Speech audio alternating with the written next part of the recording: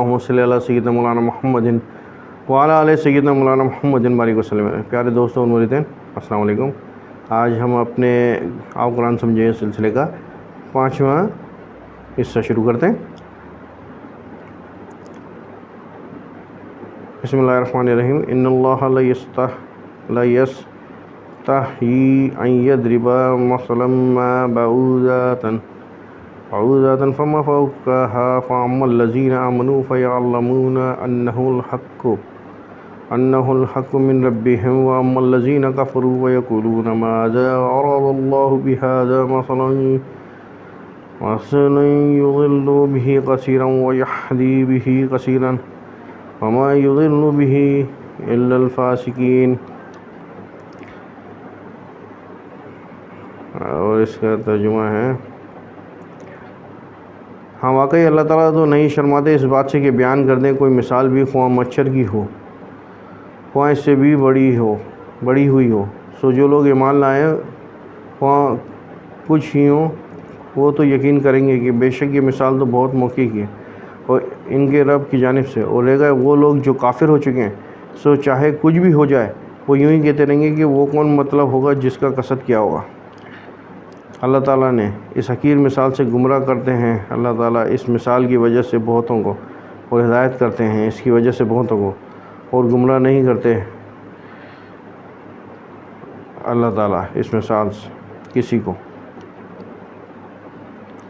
کہ مطلب اللہ تعالیٰ اس بات سے نہیں شرماتا کہ انسان کو سمجھانے کے لیے وہ چھوٹی سے چھوٹی مثال دے، کہ اس میں مثال کے بارے میں بتایا کہ چاہے وہ مچھر ہی کی کیوں مثال نہیں ہو، یا اس سے بھی چھوٹی مثال دے سکتا ہے اللہ تعالیٰ کسی بھی چیز کی۔ تو اس میں جو ایمان والے ہیں وہ تو یقین کریں گے کہ اللہ تعالیٰ نے کیا زبردست مثال دی ہے اور سمجھانے کے لیے ہمیں، لیکن جو کافر ہیں وہ بولیں گے کہ یہ مثال، اس مثال سے کیا مطلب اللہ تعالیٰ ہے اور کس وجہ سے دی ہے ایسی مثال، اور مطلب اس میں تنقید کریں گے، اس میں مختلف اپنی طرف سے جو ان کے دماغ میں باتیں آئیں گی وہ بنائیں گے، کیونکہ ان کو قبول تو کرنی ہے نہیں، وہ چاہے وہ حق ہی کیوں نہ ہو اور ان کو لگ رہا ہو کہ حق ہے، لیکن پھر بھی قبول نہیں کریں گے، اس میں وہ تنقید ہی کریں گے چاہے کچھ بھی کر لیں وہ، ٹھیک ہے نا، کہ کیا مطلب ہے اس کا، اور اس کا مطلب اللہ تعالیٰ نے کیوں اس کو یہ مثال بیان کی، مطلب اور ایسی مطلب نعوذ باللہ مطلب اس طرح کی باتیں کریں گے کہ اس حقیر مثال سے اللہ تعالیٰ کیا چاہتے ہیں، کیا کرنا چاہتے ہیں۔ تو اللہ تعالیٰ فرما رہا ہے کہ ایسی جو اللہ تعالیٰ مثالیں دیتا ہے اس سے بہتوں کو گمراہی ملے گی اس سے، اور بہت سارے ایسے ہوں گے کہ جن کو ان چھوٹی مثالوں سے ہدایت ملے گی۔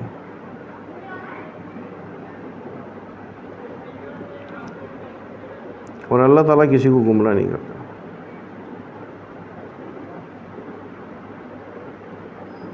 اللہ تعالیٰ کسی کو گمراہ نہیں کرتا، لیکن انسان خود اپنی سوچ سے کہ وہ کیا سوچ رہا ہے، نگیٹو ہے یا پازیٹیو ہے، یہ اختیار تو اللہ تعالیٰ نے دیا ہے نا، ہر چیز کا اختیار دیا ہوا کہ آپ کو یہ فیصلہ ضرور کرنا ہے کہ نگیٹو کی طرف جانا ہے یا پازیٹیو کی طرف۔ تو آپ کا جو آپ کی نیچر ہے، جو آپ کا فطرت ہے، جو آپ کے اندر پڑا ہوا ہے، تو آپ وہی شو کرتے ہیں، چاہے کسی دوست کے ساتھ معاملات میں، رشتہ داروں کے ساتھ معاملات میں ہو، یا بہن بھائیوں کے ساتھ معاملات میں ہو، یا آپ کی جو دنیا میں ڈیلنگ ہے اس معاملات میں ہو، جو آپ کی نگیٹیوٹی بھی ہے، اگر طرف آپ کا رجحان زیادہ ہے تو آپ وہی شو کریں گے اور دوسروں کو بھی ویسے ہی سمجھیں گے۔ اگر آپ پازیٹیو ہیں تو آپ پازیٹیوٹی شو کریں گے اور دوسروں کو بھی پازیٹیو ہی سمجھیں گے۔ تو انسان کے اندر ہے یہ سب چیزیں۔ الذین ینقضون عہد اللہ من بعد میثاقہ ویقطعون ما امر اللہ بہ ان یوصل ویفسدون فی الارض اولئک ھم الخاسرون۔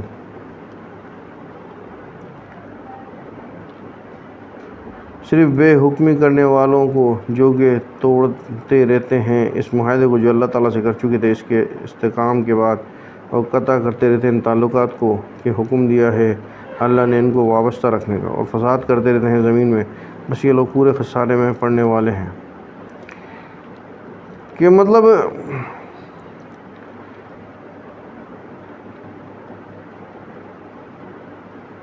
کہ جو انہوں نے پہلے اللہ تعالیٰ سے جو وعدے کیے تھے وہ اس کو توڑتے رہتے ہیں.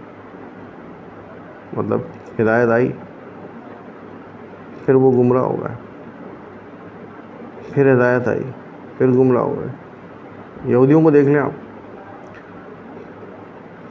جتنے پیغمبر ہیں کم و بیش موسٹلی ان کے پاس آئے، لیکن ہر دفعہ انہوں نے کچھ نہ کچھ کیا، نافرمانیاں کرتے رہے، پھر توبہ بھی کرتے رہے، پھر ایمان بھی لاتے رہے اور نافرمانیاں کرتے رہے. تو ہر دفعہ اللہ تعالیٰ سے کیا ہوا عہد انہوں نے توڑا. تو ایسے لوگوں کے لیے اللہ تعالیٰ نے فرمایا کہ وہ اللہ تعالیٰ سے معاہدہ کرتے ہیں پھر اس کے بعد توڑتے رہتے ہیں.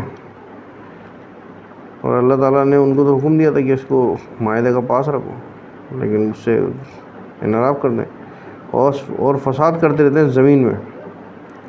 مطلب فتنہ فساد، ان کی ہر کام سے فتنہ فساد ہی پھیلے گا، کیونکہ ان کی ذہنیت یہی کہ کسی طرح تخریب پھیلے، فساد پھیلے زمین میں اور لوگوں کی نقصان ہو اس فساد سے.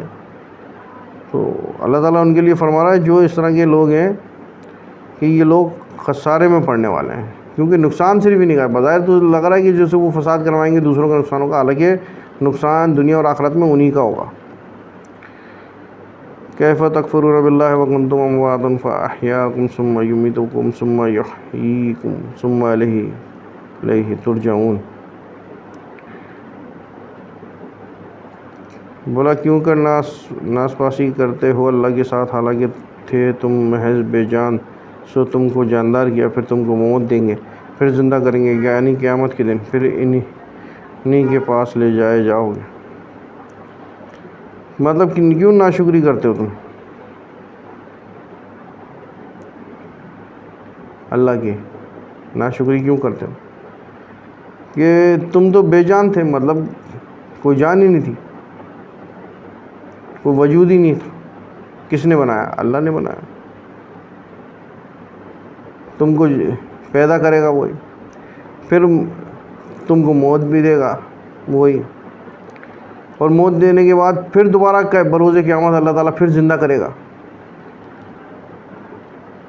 اور پھر کس کے روبرو پیش ہوگے؟ اللہ تعالیٰ کے آگے روبرو پیش ہوگے. اس ٹائم، اس وقت جب دوبارہ سے زندہ کیے جائیں گے تو سب کو پتہ چل جائے گا کہ رحمان کے سامنے پیشی ہونی ہے. وَهُوَ الَّذِي خَلَقَ لَكُم مَّا فِي الْأَرْضِ جَمِيعًا ثُمَّ اسْتَوَىٰ إِلَى السَّمَاءِ فَسَوَّاهُنَّ سَبْعَ سَمَاوَاتٍ وَهُوَ بِكُلِّ شَيْءٍ عَلِيمٌ. وہ ذات پاک ایسی ہے جس نے پیدا کیا تمہارے فائدے کے لیے جو کچھ بھی زمین میں موجود ہے سب کا سب، پھر توجہ فرمائی آسمان کی طرف، سو درست کر کے بنایا 7 آسمان، اور وہ تو سب چیزوں کے جاننے والا ہے. اب اس میں اللہ تعالیٰ اپنی شان بیان فرما رہے ہیں کہ وہ ذات پاک ایسی ہے، مطلب وہ ذات جو پاک ہے، اور وہ ایسی ہے جس نے پیدا کیا، خالق بھی، تمہارے فائدے کے لیے جو کچھ بھی ہے زمین میں موجود ہے. مطلب جو بھی کچھ تمہارے فائدے کے لیے ہے زمین کے اندر وہ اللہ نے پیدا کیا ہے. مطلب ہمارے پینے کا پانی ہے، صاف اور میٹھا پانی، آسمان سے برستا پانی. پھر اس میں ہمارے لیے سبزیاں بھی ہیں، کچھ زمین کے اوپر اگ رہی ہیں، کچھ زمین کے نیچے پیدا ہو رہی ہیں.